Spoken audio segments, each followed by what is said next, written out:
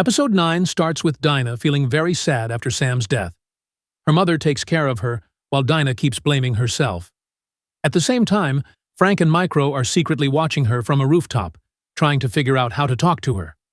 Micro goes to washroom, and suddenly, a big explosion happens below them, filling the air with dust. At ATF office, workers are having a birthday party. Suddenly, a bomb explodes, and some people die. News reports the blast. After that, we see Lewis, who is acting crazy and talking to himself. He writes a letter saying the U.S. government is the enemy and wants to take away guns and freedom. He says he is doing all this to protect the country. Rafi visits Dinah.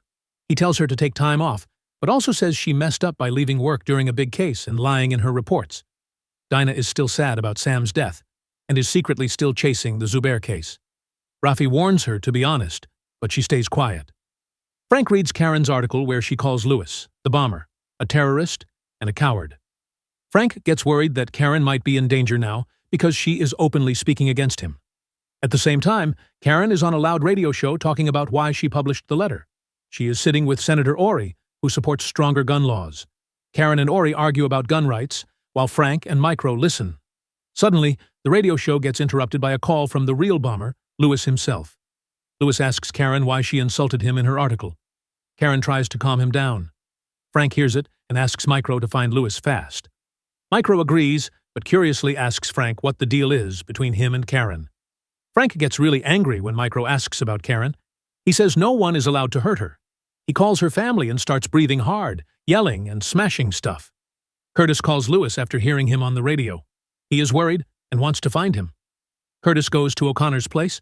When he gets there, he smells something bad through the mail slot and kicks the door open. Dinah and Russo meet, and she tries to get close to him, but Russo stops her. Russo then talks about all the funerals he has been to, trying to help her. He keeps trying to get Dinah to focus on work.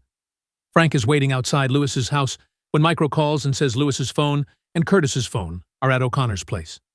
Frank rushes there. Meanwhile, Senator Ori is at a hotel raising money for victims of Lewis's bombing. He meets Russo, who has been recommended for security. Ori talks about the bomber and says he is against guns, but Russo is not interested in Ori's politics. Frank arrives at O'Connor's house, breaks down the door, and finds Curtis tied up. He tries to free Curtis, but does not know how to disarm the bomb. Curtis's phone rings, and it is Lewis, who is watching from a distance with his gun. Lewis tells Frank that they are doing the same thing by taking justice into their own hands, but Frank disagrees, saying he is not like Lewis. He fought his enemies face to face, while Lewis does not. Dinah is at a bar before heading to Sam's funeral. A scruffy man with a gun sits down and introduces himself as Micro. Dinah realizes he is the one who sent her the video. Micro wants to work with her and offers her the names of everyone involved in Kandahar, including Rawlins. This makes Dinah's day. Things get even crazier when the news reports that Frank is alive.